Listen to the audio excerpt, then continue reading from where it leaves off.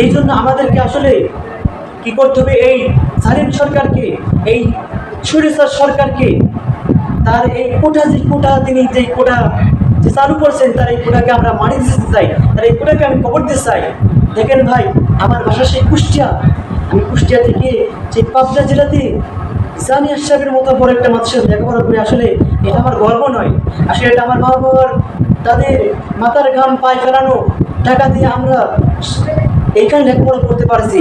যদি আমার মা বাবা কষ্ট না করতো, তাদের মাথার ঘাম যদি পায়ে না ফেরাতো, তাহলে কিন্তু আমরা এই জামিয়া সাহেবের মতো মাদ্রাসায় সুখে শান্তিতে দুবেলা ভাত খেতে পারতাম না। শুধু আমার মায়ের জন্য খেতে পারছি, আমার বাবার জন্য খেতে পারছি। তো আমার যেই বাবা আমাকে এত আরাম আসে রেখেছেন, সেই বাবার তো একটাই উদ্দেশ্য যে আমার ছেলেটা লেখাপড়া করতেছে, আমার ছেলেটা একটা চাকরির জন্য লেখাপড়া করে একটা চাকরি পাবে, তারপরে আমাদেরকে একটু আরাম আস দেবে। প্রত্যেকটা বাবার একটা আশা থাকে, একটা কি থাকে, একটা আকাঙ্ক্ষা থাকে, কিন্তু আমাদের সেই অধিকার দেওয়া হচ্ছে না। আমি এই বাংলার জমিনের এই সরকারকে বলতে চাই যে আমার যেই কোটার জন্য রাস্তার ছেলেমেয়েরা নেমেছে, আমার যুবক ভাই নেমেছে, তাদের অধিকার তুমি মেনে নাও, কারণ এটা তোমার জন্য ভালো হবে। কারণ যে যোগ্য সে যোগ্য চেয়ার পাবে, আর যে অযোগ্য সে অযোগ্য চেয়ার পাবে। এটা আসলে কিয়ামতের আলামত। আল্লাহ পাক রব্বুল আলামিন বলেন যে যাকে আমি আল্লাহ পাক রব্বুল আলামিন যোগ্যতা দিয়েছি সে যোগ্য চেয়ার পাবে, যাকে আমি আল্লাহ পাক রব্বুল আলামিন অযোগ্য চেয়ার দিয়েছি সে অযোগ্য চেয়ার পাবে। যদি আর এটাই কিয়ামতের আল্লাহ পাক রব্বুল আলামিন বলেন যে যোগ্য অযোগ্য চেয়ারে অযোগ্য যোগ্য চেয়ারে বসেছে। আর ওই চেয়ার যোগ্য ব্যক্তির জন্য, ওই চেয়ারটা একজন আলেমের হাতে যাক, একজন উলামায়ে কিরামের হাতে যাক, তাহলে ওটা ওই চেয়ার থেকে যে ঘোষণা আসবে সেটা তো পুরান হাদিস থেকে পুরা পৃথিবীটা কায়েম করবে।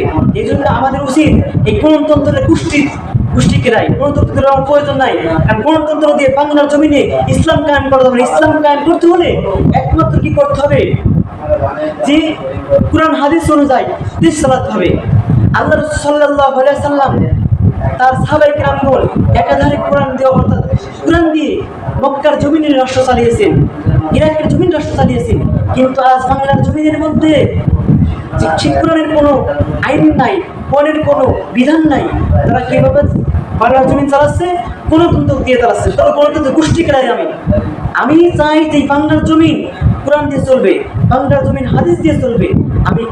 আমি চাই বাংলার জমিন যেমন একজন আলেম ওলামা যোগ্য ব্যক্তির হাতে পড়ুক, যে যোগ্য ব্যক্তি কোরআন দিয়ে বাংলার জমিন চালাবে, এই বাংলার জমিনের সমস্ত মানুষের অধিকার তাদেরকে বুঝিয়ে দেবে। এই জন্য আমার আকাঙ্ক্ষা হলো যে এই বাংলার জমিনে এই স্বৈরাচার সরকারকে, এই জালিম সরকারকে, এই কুলাঙ্গার সরকারকে, এই বেয়াদব সরকারকে আমরা তার চেয়ার থেকে যেভাবেই হোক তাকে দমন করে হলেও আমরা তাকে নামিয়ে দেবো, ঠিক কিনা? কারণ যেই সরকার যেই সম্মানের চেয়ারে বসে আমাদের টাকায় সে চলে, আমাদের টাকায় BMW গাড়িতে চলে, কিন্তু সেই সরকার আমাদের উপর নির্যাতন করে, আমাদের উপর কি করে, আমাদের উপর নির্যাতনের স্টিম রোলারটা চালায়। এটা কিন্তু মেনে নেওয়ার মতো কথা নয়। আমি বলতে চাই, আল্লাহ রাব্বুল আলামিন বললেন উলাইকা কাল আনআম বাল হুম আদুল, যে কিছু মানুষ এমন রয়েছে যারা চতুষ্পদ জন্তু থেকে খারাপ। চতুষ্পদ জন্তু তো অনেক ভালো, চতুষ্পদ জন্তু তো তার মালিকের কথা মানে, কিন্তু এটা কেমন করা হচ্ছে? চতুষ্পদ জন্তুর থেকেও এই সমস্ত জালিম সরকারের সৈন্যবাহিনী, বিজিবি বাহিনী, সেনাবাহিনী, পুলিশ বাহিনী চতুষ্পদ জন্তুর থেকেও খারাপ, নিকৃষ্ট।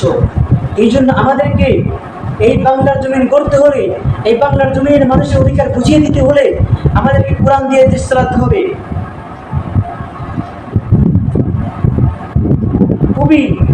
কবিতার গজলের মতো বলেন, সমাধান চাও যদি জীবনে মরণে, ফিরে দাও করে নাও চোখ রাখো কোরআনে। তাহলে আমাদের কোথায় চোখ রাখতে হবে? কোরআনে চোখ রাখতে হবে। এই জন্য আমি বলতে চাই এই বাংলার জমিনের এই স্বৈরাচার সরকারকে, এই কুলাঙ্গার সরকারকে, এই জালিম সরকারকে আমরা যেভাবেই হোক দমন করেই ছাড়বো। এই জালিম সরকারের বাংলার জমিনে আর ঠাঁই হবে না। এই জালিম সরকারের জন্য, তার জন্য ভারতের জমিন করা আছে, সে ভারতের মোদির কাছ দিয়ে তার রাজত্ব কায়েম করুক। আমরা এই বাংলার জমিন চালাইতে চাই একজন আলেমের নির্দেশে, একজন ওলামায়ে কিরামের নির্দেশে, একজন যোগ্য ব্যক্তির দ্বারা আমরা বাংলার জমিন পরিচালিত করতে চাই। এই জন্য আপনি আফগানের দিকে তাকান, আপনি ফিলিস্তিনের দিকে তাকান। দেখেন ফিলিস্তিন এখন একটা পর্যায়ে যুদ্ধ করতে করতে এখন তারা একটা পর্যায়ে চলে এসেছে। আফগানিস্তানকে বলা হতো তালেবান, তালেবান মানে জঙ্গি বলা হতো, কিন্তু সেই আফগানের তালেবানদেরকে এখন স্বীকৃতি হয় না। তালেবানরা আদর্শওয়ালা, তারা কি আখলাক তাদের ভালো।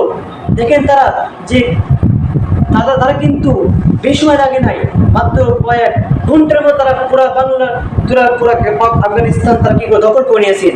এই জন্য এমন হতে পারে যে এই আফগান সরকারের মতন যে পালানোর জায়গা পাবা না, তোমাদেরকে প্লেন থেকে নেমে পড়ে মরতে হবে। এই জন্য বাংলার জমিনের যে সমস্ত যুবক ভাইয়েরা, যুবক বোনেরা, তারা যে একে একে কি হচ্ছে, তাদের উপর যে অত্যাচার করা হচ্ছে, তাদের উপর যে স্টিম চালানো হচ্ছে, সেটাকে তুমি তুলিয়ে নাও।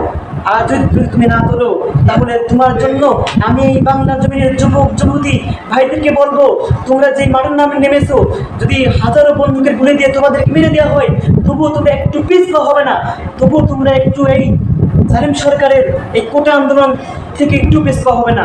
কোটা আন্দোলন যখন কবর দিতে না পারি, তখন পর্যন্ত আমরা কি করবো না, তখন পর্যন্ত আমরা এই দাবি আমাদের থেকেই যাবে। এই জন্য আমি বলতে চাই, এই জন্য